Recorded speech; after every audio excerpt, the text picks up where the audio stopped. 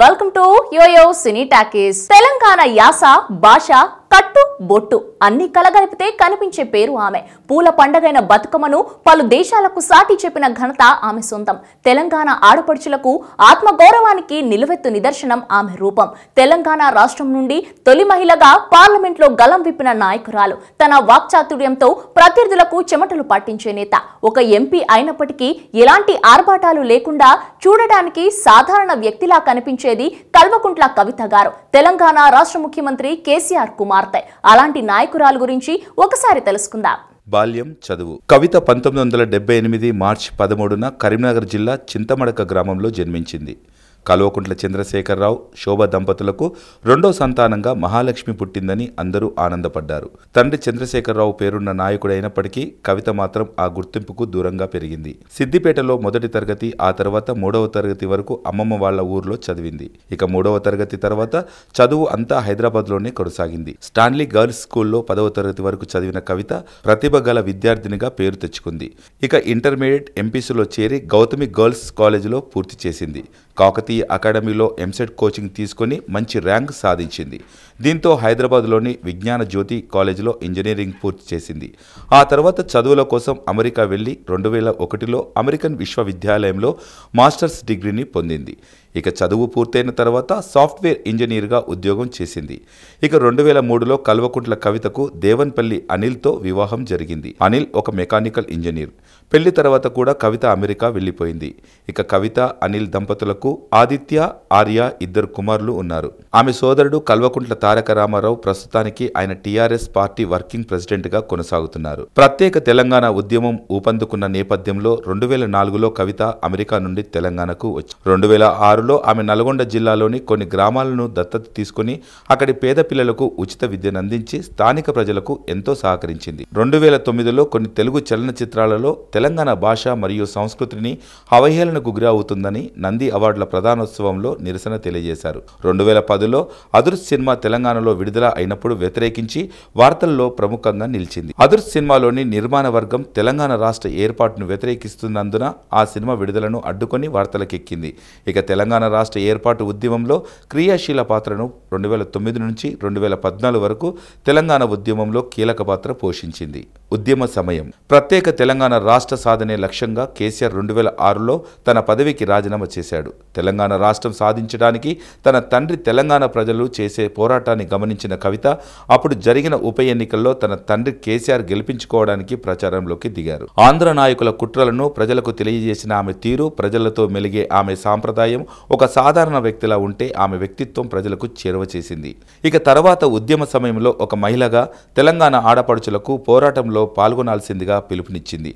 దీంతో మహిళా నాయకురాలు కవిత ఉద్యమ పోరాటం చేసింది.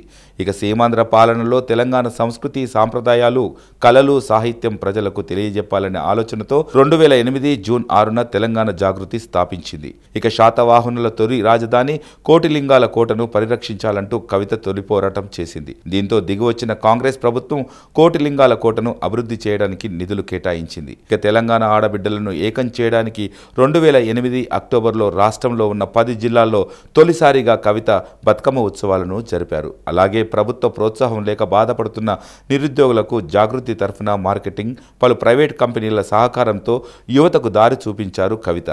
ఒకవైపు జాగృతి తరపున తెలంగాణ సాంప్రదాయాలను కాపాడుతూనే మరోవైపు తెలంగాణ ఉద్యమంలో పోరాటం చేశారు కవిత. ఫ్రీ జోన్కు వ్యతిరేకంగా సిద్దిపేటలో కవిత లక్షల మందికి పైచిలుగ్గా ప్రజలతో ధర్నాలో పాల్గొన్నారు.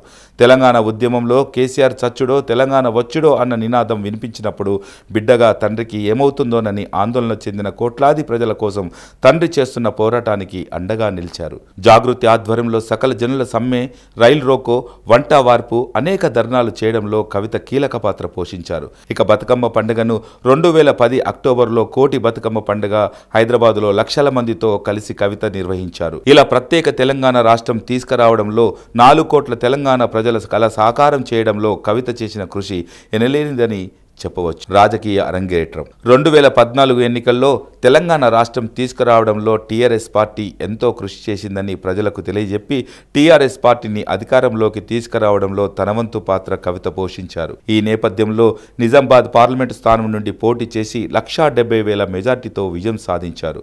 దీంతో మొదటిసారి మహిళా నాయకురాలుగా పార్లమెంటులో అడుగుపెట్టారు. తర్వాత తెలంగాణ ఉద్యమ సమయంలో అమరులైన కుటుంబాలకు 10 లక్షల రూపాయల చొప్పున ఆర్థిక సహాయం అందించి వారి కంటతడి తీర్చారు. నిజామాబాద్లో పసుపు బోర్డు కోసం పార్లమెంటులో గలం విప్పారు. అలాగే జగిత్యాల జిల్లాలోని అంతర్గామ, బోధన్ పరిధిలోని కందకుర్తి గ్రామాలను కవిత దత్తతగా తీసుకుని ఆదర్శంగా తీర్చిదిద్దుతున్నారు. ఇక ఎంపీగా పదవి బాధ్యతలు చేపట్టిన తర్వాత కేంద్రంపై ఒత్తిడి తీసుకువచ్చి నిజామాబాద్, పెద్దపల్లి రైల్వే లైన్లు పూర్తి చేశారు.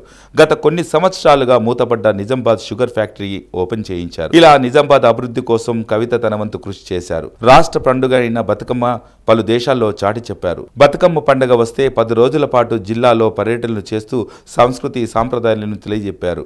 అంతేకాకుండా ఇతర దేశాల్లో కూడా బతుకమ్మ పండుగను జాగృతి ఆధ్వర్యంలో నిర్వహించి తెలంగాణ సంస్కృతి సాంప్రదాయాలను చాటి చెప్తున్నారు. ఈ క్రమంలో కవిత అంటే బతుకమ్మ, బతుకమ్మ అంటే కవిత అనేలా పేరు తెచ్చుకున్నారు కవిత. ఇక 2018లో జరిగిన ఎన్నికల్లో కవిత ప్రభుత్వం చేసిన అభివృద్ధి కార్యక్రమాలు ప్రజలకు తెలియజేశారు. నిజామాబాద్ జిల్లా ప్రచారం బాధ్యతలు తీసుకుని ప్రచారం చేశారు. అంతేకాకుండా జగిత్యాల నియోజకవర్గం కాంగ్రెస్కు కంచుకోట. అలాంటి నియోజకవర్గంలో కాంగ్రెస్ మాజీ మంత్రి జీవన్ రెడ్డిని ఓడించిన ఘనత కవితకే దక్కుతుంది. జగిత్యాలలో టీఆర్ఎస్ జెండా మొదటిసారి పాతడంలో కవిత పాత్ర ఎనలేనిదని చెప్పవచ్చు. టీఆర్ఎస్ ప్రభుత్వం ఏర్పాటు ఎన్నికల్లో అభ్యర్థులు గెలవడానికి కవిత తన వంతు పాత్ర పోషించారు.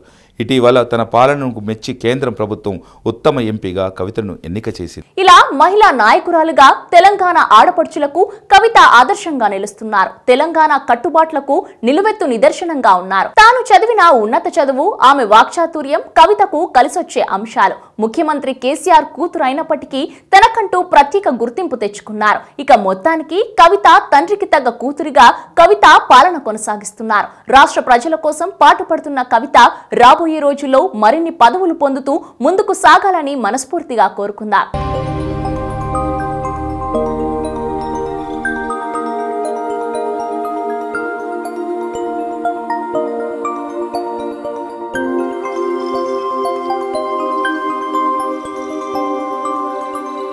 ఈ వీడియో గనుక మీకు నచ్చినట్లయితే లైక్ చేయండి, షేర్ చేయండి అండ్ సబ్స్క్రైబ్ చేయండి.